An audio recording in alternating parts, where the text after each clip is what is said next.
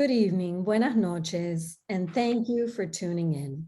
On behalf of all of us at the locally based, independently owned bookstore, Books and Books in Miami, Florida, and in partnership with Miami Book Fair and our indie bookstore partners, Book Passage in San Francisco, California, Boulder Bookstore in Boulder, Colorado, Gibson's in Concord, New Hampshire, the King's English in Salt Lake City, Utah, Northshire Bookstore in Manchester, Vermont, R.J. Julia in Madison, Connecticut, and their sister stores in Wesleyan and East Hampton, Left Bank Books in St. Louis, Square Books in Oxford, Mississippi, University Bookstore in Seattle, Washington, and Village Books in Bellingham, Washington. It's my pleasure to welcome you to a virtual evening with Azar Nafisi to discuss Read Dangerously, the subversive power of literature in troubled times, published by our friends at Day Street Books. Azar Nafisi is the author of the multi-award-winning New York Times bestseller, Reading Lolita in Tehran, New York Times bestseller, Things I've Been Silent About, and The Republic of the Imagination. She has taught literature at universities in Iran and the United States, was a Centennial Fellow at Georgetown University's Walsh School of Foreign Service, and was the director of the Dialogue Project and Cultural Conversations at Johns Hopkins University School of Advanced International Studies. Nafisi has lectured extensively on the political implications of literature and culture, as well as the human rights of Iranian women and girls, and the important role they play in the process of change for pluralism and an open society in Iran. She has been consulted on issues related to Iran and human rights, both by the policymakers and various human rights organizations in the US and elsewhere. To moderate this evening's conversation, we're joined by Jacki Lyden, an American journalist and author of the memoir, Daughter of the Queen of Sheba. In 1979, Lyden joined National Public Radio as a freelance reporter in the Chicago Bureau. By 1989, she was stationed in London, covering the troubles in Northern Ireland. She covered the Gulf War from the Middle East. Throughout the 1990s and 2000s, she continued to serve as a foreign correspondent on NPR. Lyden, then living in Brooklyn, was NPR's first correspondent on the air from New York during the September 11 attacks and reported from Ground Zero. In late 2001, she served as a foreign correspondent in Afghanistan. As a regular substitute host for Weekend All Things Considered and other shows like Weekend Edition, she has interviewed numerous poets, authors, and filmmakers. Just a quick reminder that throughout this evening's broadcast, you can post questions in the Q&A feature at the bottom of the screen, and please order your copy of Read Dangerously from your favorite neighborhood bookstore, and thank you for supporting all of us. And now, without further ado, I'd like to welcome our guest to the virtual stage. Welcome. Thank you. Thank you, Christina. Azarjun, it's so good to be together. This is It's wonderful. Have a conversation. It's wonderful. We're both in Washington. I want to wish you a happy Persian New Year. Happy Nowruz. Yes, I'm not actually, I'm at my nephew's house right now. The whole family is gathered to celebrate the Iranian New Year. And I'd love it that I will be celebrating and sharing it with you guys. I think that's a great idea. And I'm meanwhile in my hometown in Wisconsin. So we are both together and apart.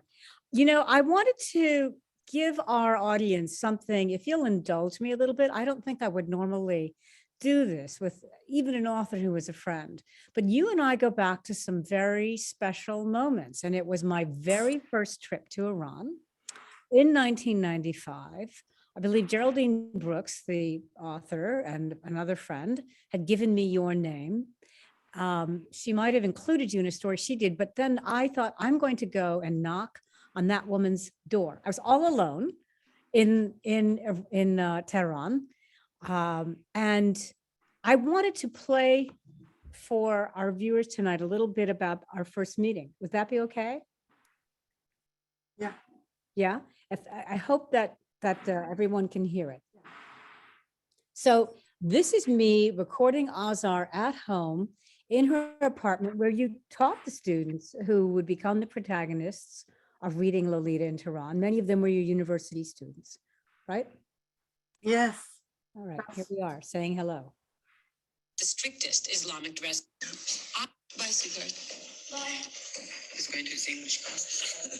Can you hear that? Azar Nafisi is getting ready to go to work. Since teaching at a university is technically a government job, she has to comply with the strictest Islamic dress code. It's a reverse procedure. She's going out, so she takes her makeup off. Over here, if I give a lecture about revolution, I won't be in trouble. But if I wear lipstick, I'll be in trouble. So as a woman, I have to rethink and redefine myself with the values which are right now in power. So I'm thinking that might be hard for you to hear. So let me just say, you then go on to say in the very first sentence that you ever spoke to me, you say, every morning I get up and I create my reality in a void. That fiction is much more real to me than reality. And when I listened back to this piece, I thought, your sense of reading subversively, your sense of teaching masterworks, which get us to question and have empathy and conviction. This just didn't, start a little while ago. This is in your DNA. Well, what can I say? I mean, ever since I was conscious of myself and my world, I was brought up with stories. I connected to the world through stories. I expressed myself through stories. So in a sense, it did become part of my DNA, reading and writing. Well, this book is epistolary. I mean, it is written in a series of letters to your father that discusses the various authors who we review here, from Atwood to Hurston to David Grossman, many, Plato, Bradbury. But in that day, when I was first interviewing you, I then went to Tabatabai University, where you were teaching. And you say this remarkable thing, which is in this NPR piece from 1995. You're teaching Alice in Wonderland. And you say, when Alice comes back to the world, to the word reality, she can't look at reality. She cannot look at the grass. She cannot look at the white rabbit in the same way that she has before. So there would be a power in you, which you get from fiction, which you get from that other. And with that power, once you look at your reality, you discover that things do not have to be the same way that they are now. Now I was hearing that in Tehran. Yeah, well, Alice is my favorite reader. And that is where reading dangerously comes into play, because she is by nature curious, and curiosity is one aspect of imagination. Vladimir Nabokov used to say that curiosity is insubordination in its purest form. So because by getting curious, you want to go out of yourself. You want to visit people you had never visited before. You want to go to strange lands you had not been to before. And you might change forever when you come out of those strange lands and meeting the strangers that you meet. And Alice runs after that white rabbit without asking, where is this white rabbit taking me? Is it safe? Would I survive if I jump down that hole after him? She just jumps down the hole. And lo and behold, what she finds out is the Wonderland. And that was how I felt every night when my father told me stories since I was about 3.5 years old. I mentioned in Read Dangerously that he was very democratic in the way he told his stories. One night we would visit our epic poet Ferdowsi and get acquainted with Persian mythology and Persian ancient history. The next night we would fly to France with Little Prince. The next night to England with Alice. The next night to United States with Charlotte's Web. to Denmark with Little Match Girl. So I learned, as small as I was then, I learned that I can stay in my small room in Tehran and the whole world will come to me. And before I came to those worlds, before I came to US or to England or to France, I had already been to the imaginary aspects of them. I had already traveled to the imaginary America before I came to America. This really speaks to me because I'm sitting mere blocks from my elementary school in Delafield, Wisconsin. And I had a different experience. At least we can say that Tehran is a world capital. I'm from a town that when I was growing up was 500 people. In this piece that we do with you, what we do in 1995, one of your students says, the imagination is the most radical idea in any culture, because you've taught that person to think like that. And I used to think that too, that stories, which you call your talismans, your houses, the places you can take with you in your mind, they're really the magic carpet. And I believed in that sense of the magic carpet too, but I didn't have a Baba. Can you tell us a little, like him anyway? I would love for our audience to know, perhaps they haven't read this yet, your father passed away in 2004. Tell us a little bit more about him. Both your parents are remarkable and had illustrious careers of their own, but your father, a former mayor of Tehran, was targeted by the opposition, well, targeted by the government, and served 4 years in prison and refused to sign papers that would have let him get out of jail. Yes, my father was a good mayor, but he wasn't a good politician. He didn't know how to compromise with people who wanted him to do things that he deemed to be wrong. And so he was up against two very powerful men in Iran. One was the prime minister at the time and the other minister of interior. So as you mentioned, Jackie John, they framed him and put him in what they called a temporary jail for 4 years without a trial. And they told him that if he says that he regrets what he did, if he apologizes, he can go free and even have a great job. But he refused to do that. He said that he wants to be exonerated and he wants to have a trial and defend himself.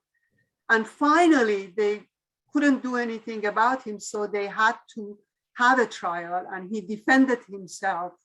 And he began his defense with a poem from our epic poet Ferdowsi. And throughout his defense, he dispersed quotations from various poets and writers the world over. And he was exonerated of all charges. At first, he was exonerated of all charges except the one called insubordination. And I loved it. I thought I was so proud of him that he was not exonerated of insubordination. But later on, they exonerated him of that as well. So that is the one story. And these stories, this is an epistolary book. He actually wrote you letters. You two started writing letters. You started writing him letters when he went away to get an advanced degree at American University in Washington.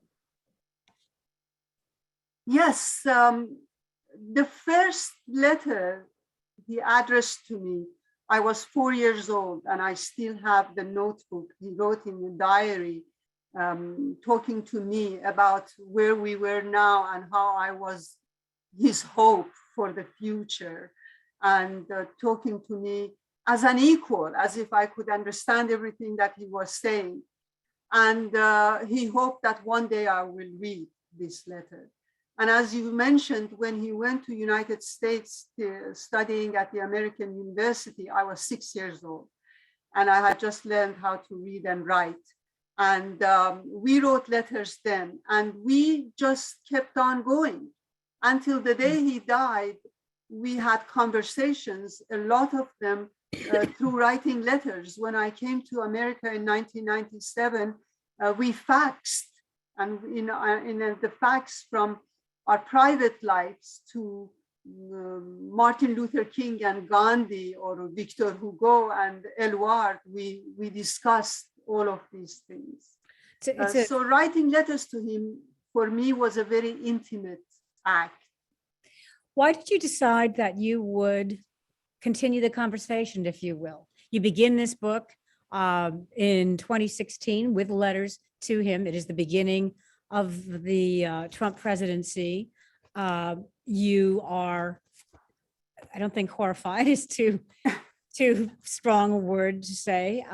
You say that in Iran, like all totalitarian states, the regime pays too much attention to poets and writers, harassing and jailing them. And in America, too little attention is paid.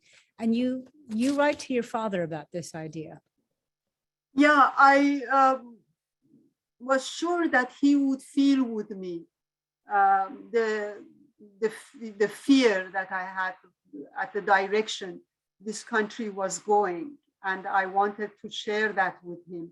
At the end of reading Lolita, I bring the quotations from Saul Bellow, who says that in countries like Soviet Union, violence is naked. We can all understand it. They kill, He said that what threatens us in democratic societies is our sleeping consciousness and our atrophy of feeling. And sleeping consciousness and atrophy of feeling begins with becoming indifferent towards imagination and ideas that are part of life, that express life, that connect us to life, So I believe in the saying that says, first they burn books, then they kill people. Books always become indicators of where the country is going to. And today, more than ever, we need to pay attention to this, especially in this country. Well, we'll come back to the book bans that seem to be rampant before we finish this conversation. But I was struck when I read the book that in the Republic, Plato isn't tolerant of poets because you would have thought he would have loved every last one of them and gone around spouting poetry, but such was not the case. Can you explain that? Yes, that was the interesting thing about Plato. He creates a philosopher king to rule the land. And his rule is very hierarchical. Everyone, every segment of society has its place and cannot move away from that place. And that kind of a mindset is the beginning of a totalitarian mindset. And he can't abide the poet. He can't abide the Homeric poet. He can tolerate those poets who praise the philosopher king and his government and the great heroes. But poems and poetry are too unruly for him. Mm-hmm. They bring into the world ambiguity, complexity, paradox, contradictions, and no totalitarian mindset can tolerate that. That is why they want to destroy books, because it makes you want not to judge, but to understand. And that is very anti-totalitarian. Well, that would certainly be true if you are, as you suggest, reading subversively. I don't want to cast aspersions on anyone's reading habits, but we're talking about books that change minds. We're talking about great book. We're talking about Atwood and Hurston and Ta-Nehisi Coates in here. And we are, these aren't beach reads. Beach reads are great. I love them too. But we're talking about books that Plato himself would have been uncomfortable with, it sounds like, Definitely. He would have been. And there's this contradiction at the heart of Plato, because on one hand, he exiles the poet because he is too unruly and brings knowledge that is dangerous. And on the other hand, in another part of the Republic, he defends enlightenment and talks about those human beings who don't want to be enlightened, who don't want to see the light. So there's that contradiction at the heart of Plato. Well, I guess there's a bit of comfort in realizing how long that sort of blinkering has been going on. But in that case, it was just, blinkering. And you do write in here about how reactionary cultures cannot feel shame. And you say a totalitarian mindset is the enemy of complication. Let's talk about Salman Rushdie, because I think that for many people, it is now 33 years, I did my math, since the Ayatollah Khomeini issued the fatwa against Rushdie and the novel, The Satanic Verses, on Valentine's Day of 1989. And I noticed that you had an essay, a very fine one, which I highly recommend, about book banning in the Washington Post on February the 14th of 2022. And I thought that, but as I was reading through Read Dangerously, which I always want to call Reading Dangerously. Yeah, I know what you mean. I do too. My only quarrel with it. Reading Dangerously. Reading Dangerously. Even though I intellectually knew what a hideous and violent reaction had been provoked globally, I was based in England and got there not that long after the fatwa came down. The furor, or as the Brits would say, the furore, the violence, the fact that governments had to weigh in and whether or not to protect him, whether or not he should be given the rights of free speech, whether speech should be protected. We're seeing all of that. I mean, it's remarkable. Can you just talk about why you spend time with Rushdie? Well, it became for me a metaphor for totalitarian mindsets versus the poetic mindset. The question that I had with the Rushdie case, well, first of all, I don't believe that it was an insult about Islam. It was more what Rushdie himself said, that it was a critique of the West, in fact. And it was about migration, fragmentation, all the problems that we're experiencing today in the modern world. One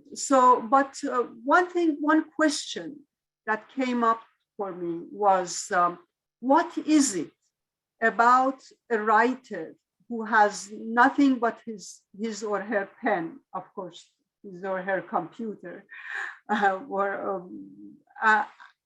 that is their weapon, their words. And what is it about them that makes the most powerful men in the world be afraid of them? It is not only in Iran, it is in different parts of the world where poets and writers, alongside of journalists, have been killed because they revealed the truth. And truth is always, always dangerous, because once you know it, you cannot remain silent. Once you know it, if you do remain silent, you become complicit in the crime, even the crimes that are created against you.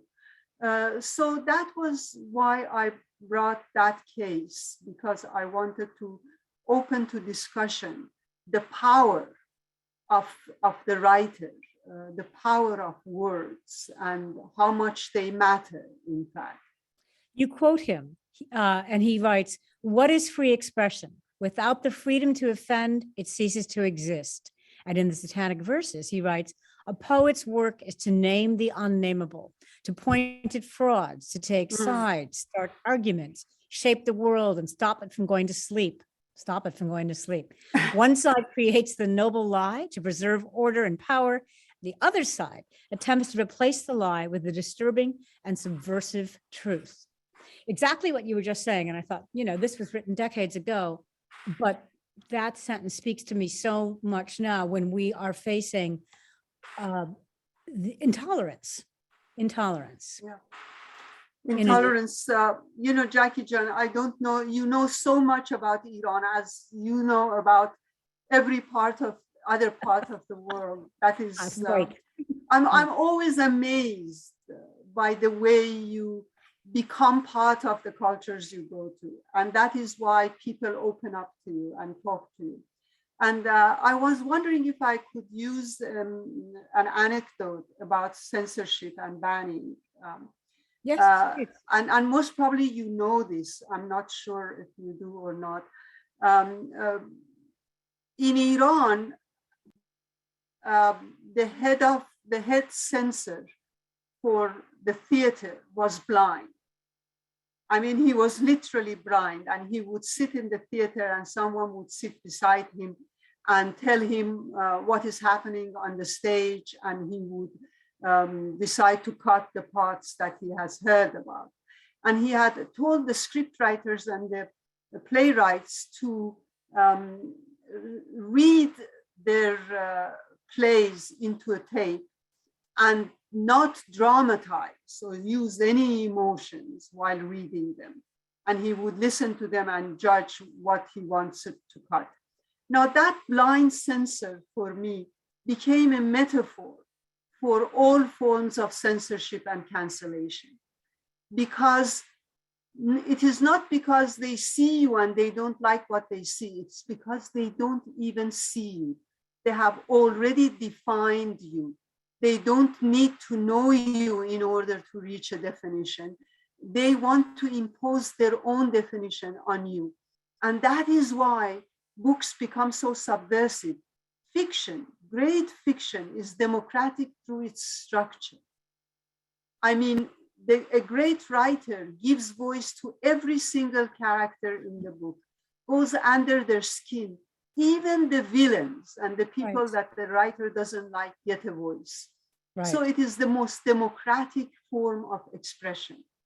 And no totalitarian mindset, whether living in the Islamic Republic of Iran or in the United States of America, can tolerate this thirst for democracy.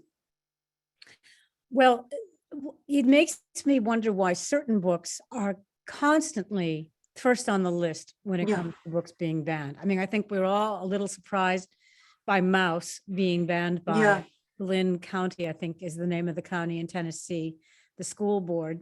And people are trying to find all kinds of creative ways to get around that.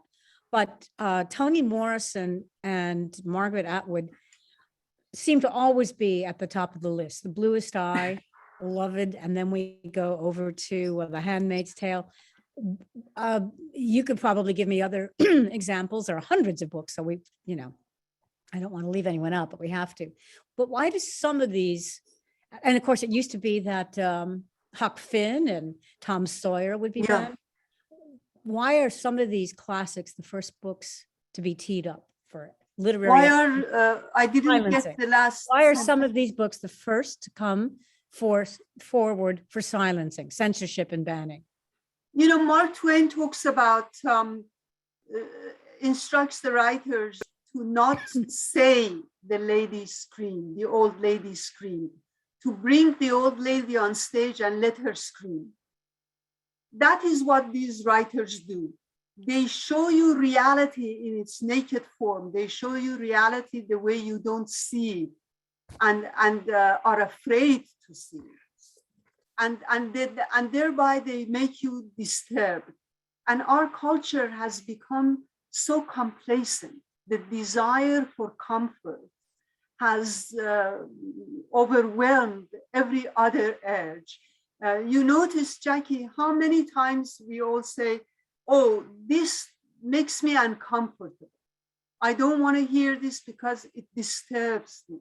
Well, as James Baldwin used to say, artists are here to disturb the piece. Knowledge is disturbing. And if you cannot tolerate a book to be so naked about reality, to confront you with reality, how are you going to confront reality itself? Because life is not all comfortable. Life is not all about being complacent and undisturbed. Life makes you uncomfortable, and you have to be prepared for it. And one way of preparing for it is through ideas and imagination. And I feel my heart breaks whenever I think of our schools and system of education right now, how knowledge is becoming superfluous and ideology is replacing the love of knowledge, the passion for knowledge. This is not democracy.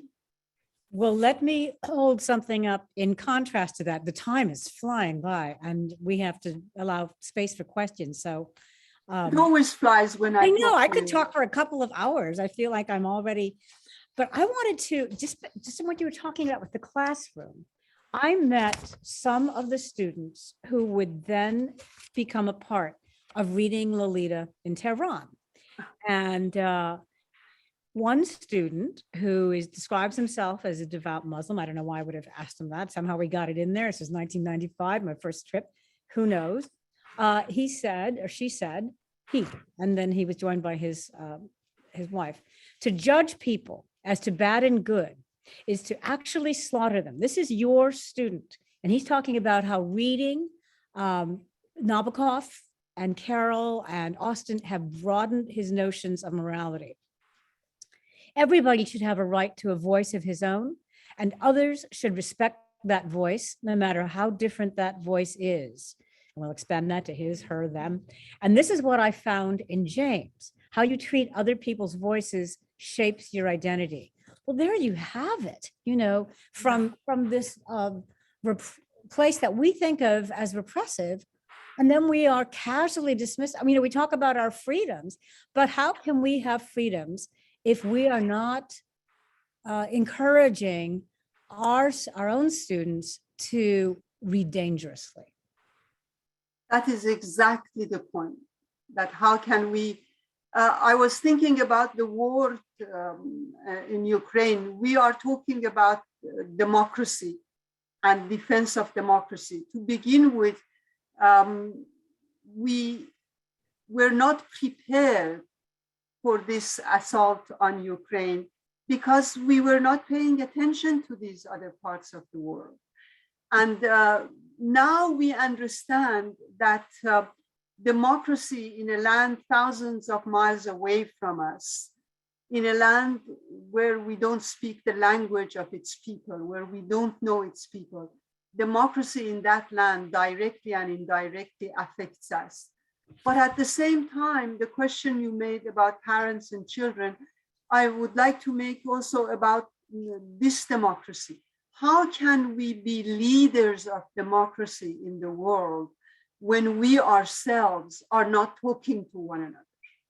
When we ourselves are not looking at freedom as an ordeal that needs to be nurtured and nourished every single day, that these rights were not God-given, they can be taken away from you at the drop of an eyelid. And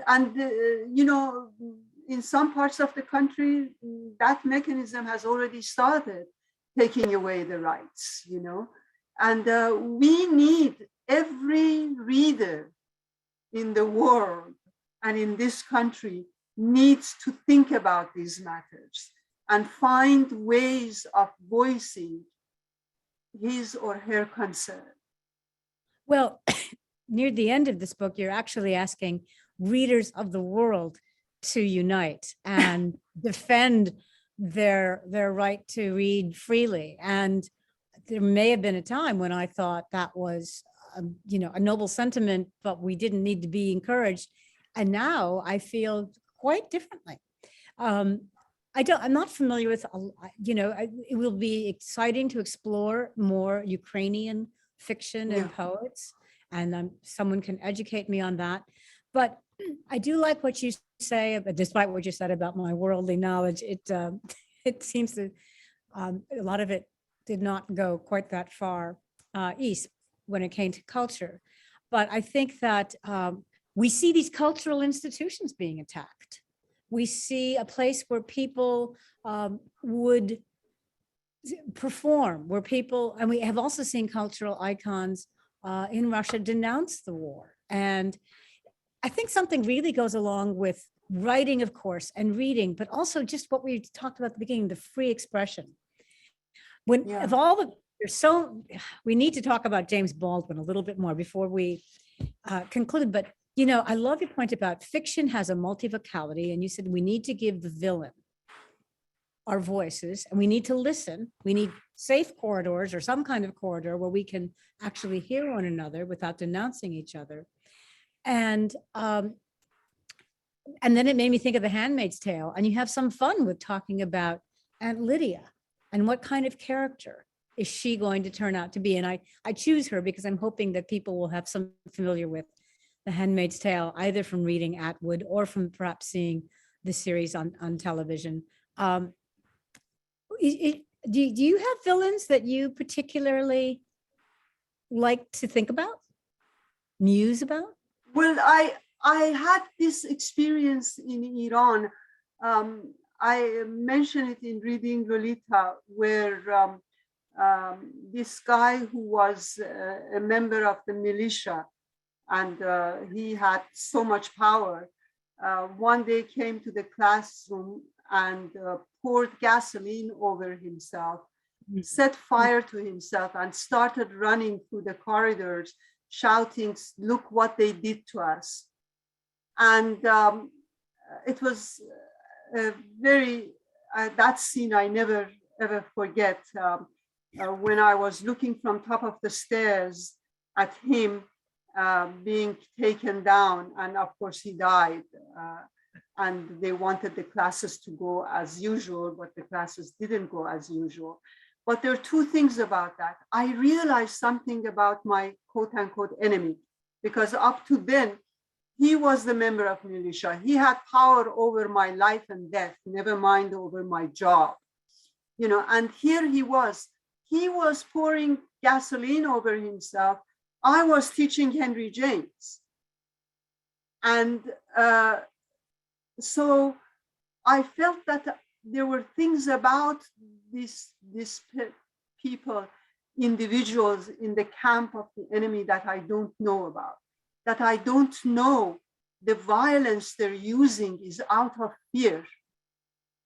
And the fact that Iranian women and Iranian civil society responds not with violence, but with creative ways, finding creative ways of resisting the system, shows their strength. And after 43 years, they have not been able to change our views of ourselves. You're talking about the revolution of 1979, and we met 16 years after that. It goes by very fast. Yes. I want to speak about someone I've heard you talk about before, but when I saw her name again in these pages, and that would be your student Razieh. I'm sorry, I keep coming back to these people who are so powerful for me. People whose lives were changed and who did not give that up and who paid a price for it. Yes. Do we have time for Razieh? Yes, I think so. Yes.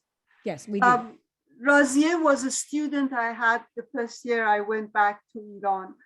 And she was a tiny kid, I call her kid, woman. And her mother was a cleaning woman, and her father was dead. And both her mother and Razieh were religious. She wore the full hijab. And she belonged to an organization that was Muslim but opposed to the government. I didn't know that about her then when I was teaching. And Razieh enrolled in the class I was teaching, and she fell in love with Henry James. She loved Catherine Sloper of Washington Square and Daisy Miller of Daisy Miller. She thought that they were so independent, and she wondered about James being a man could portray these women and their urge towards freedom so well. One day she told me, "I think I'm in love." She meant with Henry James, with a smile. And anyway, I left that university and I lost touch with Razieh. And then one day I was walking down the street and she was coming from the other side of the street. I started to talk to her, but she gave me a sign not to talk to her because it was dangerous at that time. And she was being watched. Anyway, to make a long story short, a while later, one other student came to visit me, and she had been also to jail. And she told me that she was in jail with Razier, in the same cell with Razier. And she said, you know, she talked about Henry James. I talked about Great Gatsby and his trial in your class. We had a lot of fun. And I was trying to imagine they having fun in that place. And then she paused and said, you know that Razier was executed. Well, I didn't know that she was executed.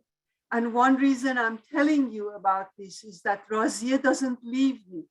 And I decided for as long as she doesn't leave me, I will talk about her. But the question one might ask is, Henry James didn't save Razier from death squad. She was executed anyway. So what good was Henry James to her? Henry James couldn't help her not to die, but he could help her to live and to live right to the last moment, having fun because she has been reading Henry James. And that is what matters. We read about concentration camps, the same things happen. People reading Flaubert, listening to music, wanting to listen to music,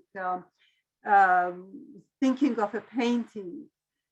When we are so dehumanized that we lose all our faith in humanity, when we reach that point, we turn towards those achievements of mankind that celebrate individuality, integrity, life itself, that celebrate life.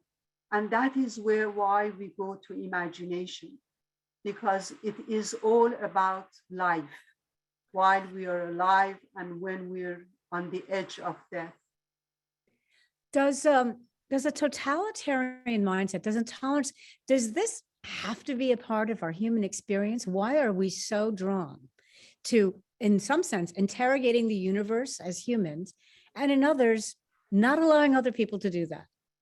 Or maybe, we lead these safe prescribed ways. So somebody could, James Baldwin can't, It goes back to Plato's rigid ideas of hierarchy and who's acceptable and what is acceptable speech and acceptable thinking. And then you get into labeling, and from labeling, you get into dehumanizing, and from dehumanizing, you get into violent rhetoric, which we're seeing a lot of in our own political life.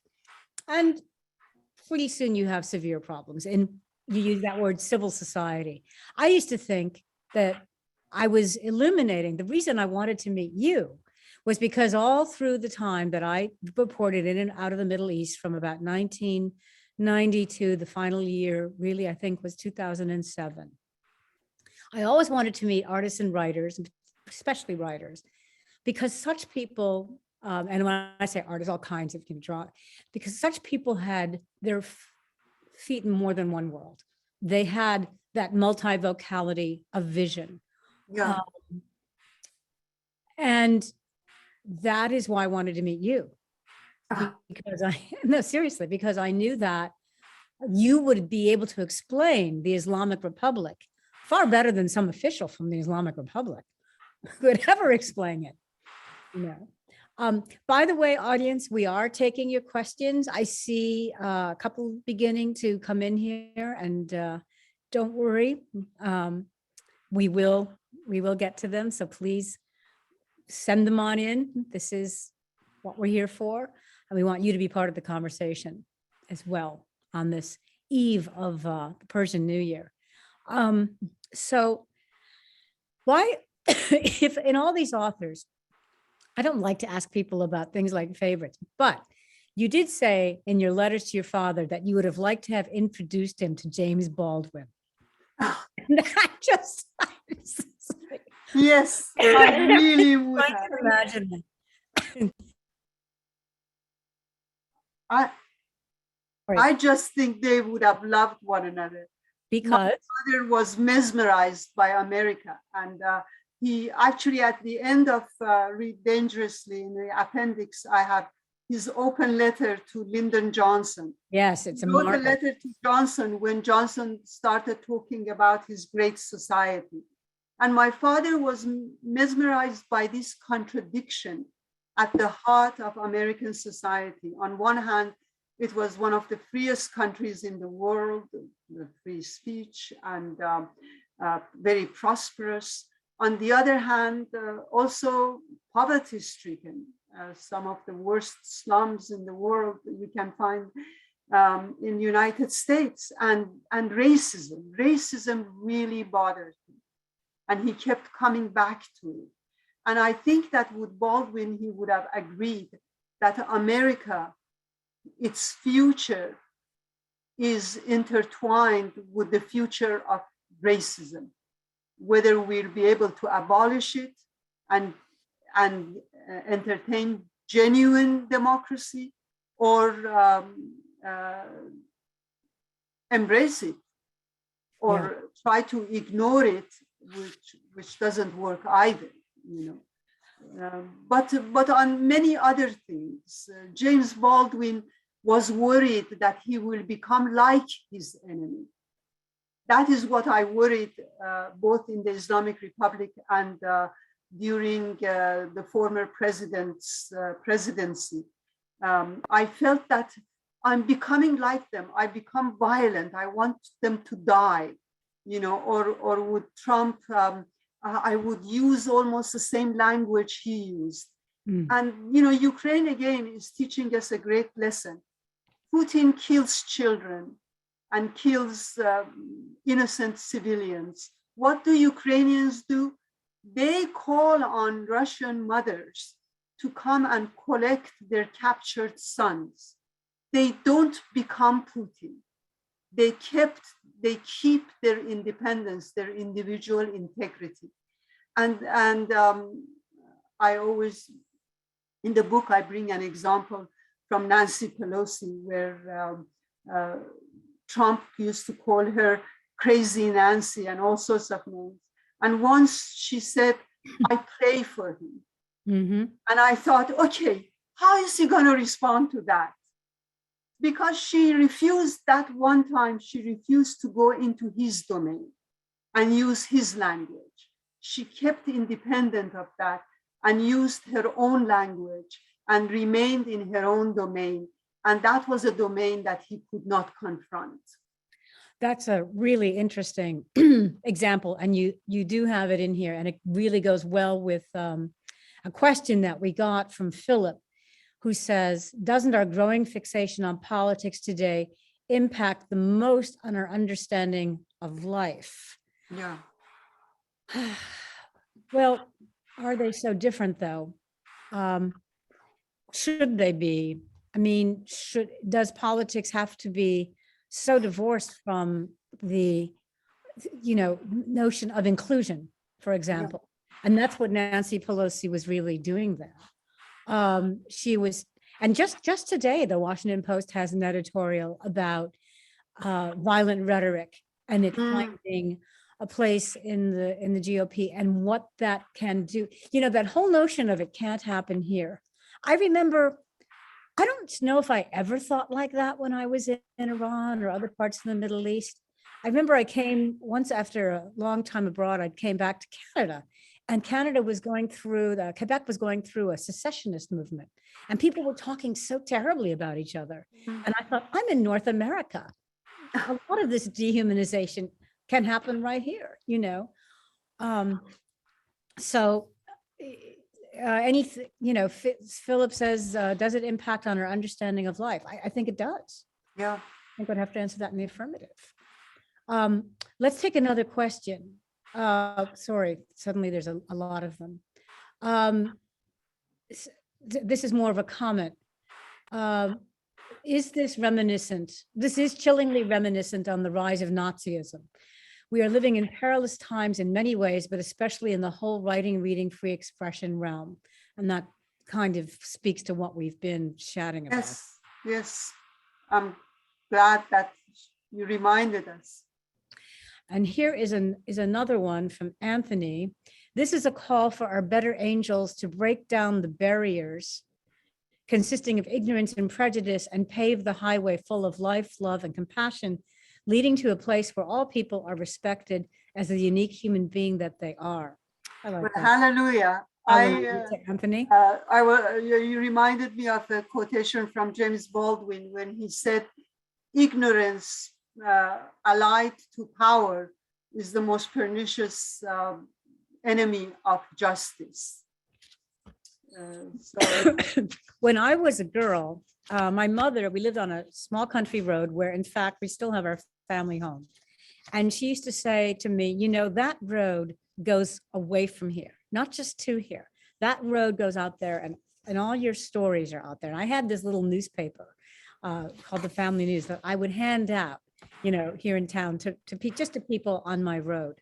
And I thought, what we need to do with children is get them to have the courage to think for themselves, to not, I think, they need to learn to ask questions. That just has to be a part of democracy, I believe. And however, I think children are resilient, because I'm not sure it was when I was in elementary school and I grew up to be me, perhaps even without that.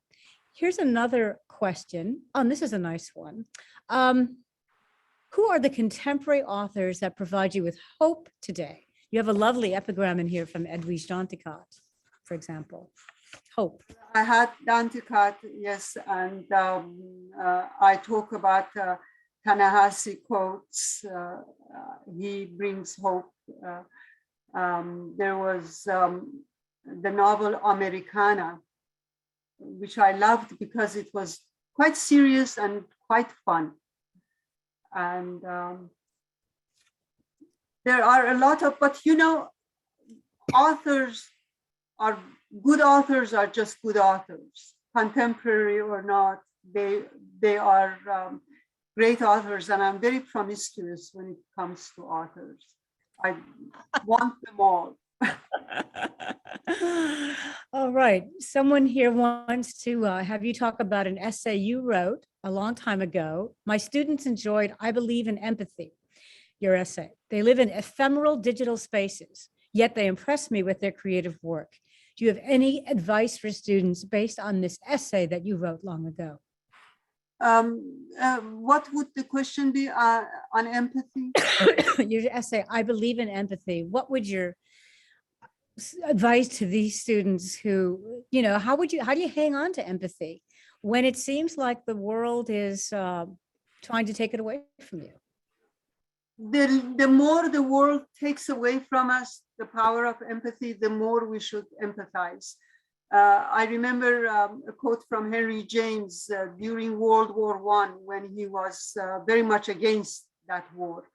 And he wrote to a friend of his that as an act of resistance, he said, feel all you can. And that is what we need to do today. We need to feel all we can, and not wait for a disaster like the war against Ukraine to happen to feel.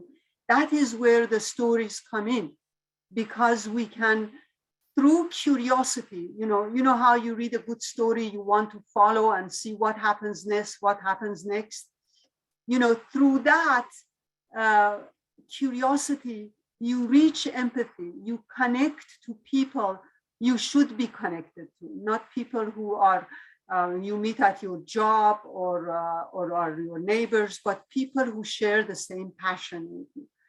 And the most important thing through this in the stories is the fact that it gives you the power of empathy. Reading for me has been the best way to empathize. I couldn't agree more. And as you were talking, I was thinking, you follow the story to see where it goes. And I want to get a t-shirt that says, "We are all Alice. We are all Alice." There's some really good comments here, so let me get to them. From Rachel Sexton: "Our nation's size and natural boundaries, can you hear me? Our nation's size and boundaries have insulated us from some of the existential threats that Europe, Asians, and African nations have historically faced. How do those of us who teach students in a country like ours understand the precious value of literature to freedom?" That is a very good question. Yes, that is wonderful. And you're right. We have become isolated from the experiences of other parts of the world, and in this case, Europe, which is why we, more than ever and more than others, need to read about other people. My father was always worried that the world knows so much about America and America knows so little about the world, and we need to also keep all the institutions that encourage this connection to the world. Once upon a time, when I first returned to America, I was in love with the idea of the three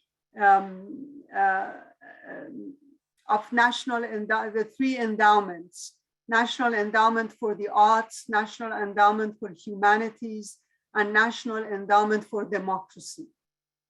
I felt that is what a democracy should be, all three of them working hand in hand.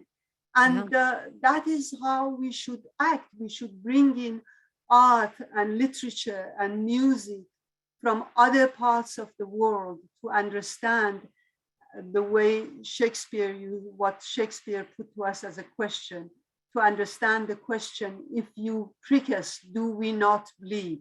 Right. Because we all bleed.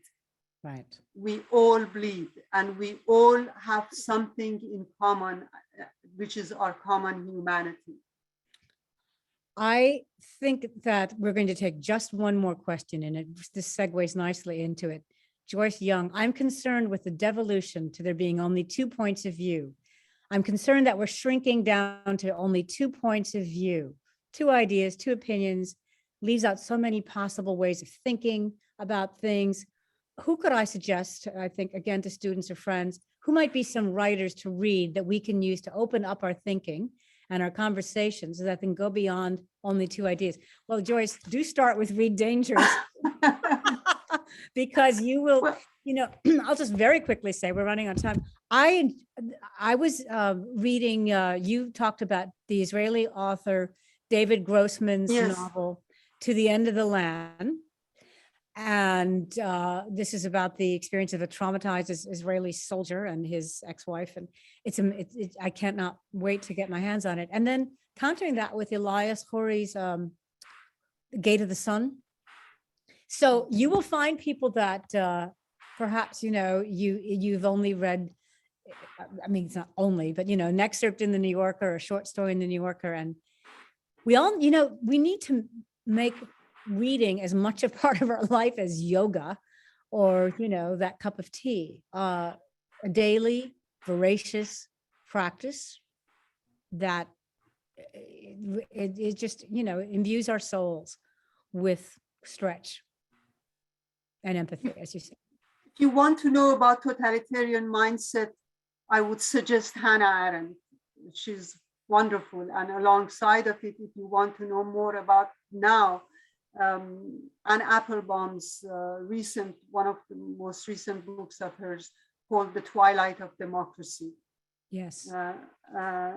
There are many writers. You could skip reading my book, but read the writers in the book.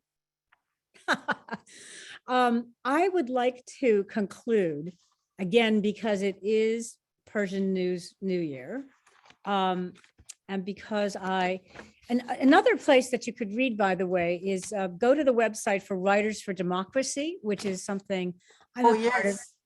It's really great, and we're working on getting independent bookstores like all of you listening tonight to help register voters for the coming election, of course, authors and voting and thinking all go together. So it's a very exciting project to be involved with. And you will read many essays on that website that go exactly to what we're speaking about, including authors from Eastern Europe. Please support your bookstores. And your books. Nothing, I mean, the feel of a book in your hands, the pages, the touch, it is a sensory experience. Please support your bookstores and your libraries, please. Would you like Okay, to well, read? I feel like I was called in at that moment. Oh, okay, very good. Summoned at that moment. Please. Thank you so support. much, Christy. Oh my gosh, thank you both. What a wonderful, wonderful conversation. So amazing. And yes, booksellers and artists are here to disturb the peace. And I really, really just loved your emphasis on how books help us to live and how it all comes back to individuality and the integrity of that individuality. I think that was just so, so beautiful. So thank you. Thank you Thank both you. for joining us. Well, we thank you and also Books and Books, which has been so instrumental to Writers for Democratic Action and this wonderful conversation, which ends, and I didn't get to read my Shahnameh line, so people will just have to Why go. don't you do it? Do it. Okay, I'll do it. You don't have to Well, do you edit. want to do it, Azar? You write, you are quoting Ferdowsi, the poet of Iran, ancient Iran, who wrote The King of Kings, the Shahnameh. It's a myth epic. I've reached the end of this great history, and all land will fill with talk of me. I shall not die. These seeds I've sown will save my name and reputation from the grave. And men of sense and wisdom will proclaim when I have gone my praises and my fame. He predicted well. And Vladimir Nabokov said, governments come and go, only the trace of genius remains. So. All right. Wonderful. I can't thank you enough. Thank you to Miami Book Fair for your partnership. Thank you to all the independent bookstores who worked with us today to make this event possible. And I wish we could go on for another couple of hours, but read the book, read dangerously. Remember to keep reading dangerously all the time. And we'll see you, hopefully, we will see we will be together in person soon, I hope. That would be wonderful. Thank you, Christina. Thank you. Thank you, Azar June. Thank you very much, Christy. Thank you so much. Good night, everyone. Good night. Keep reading.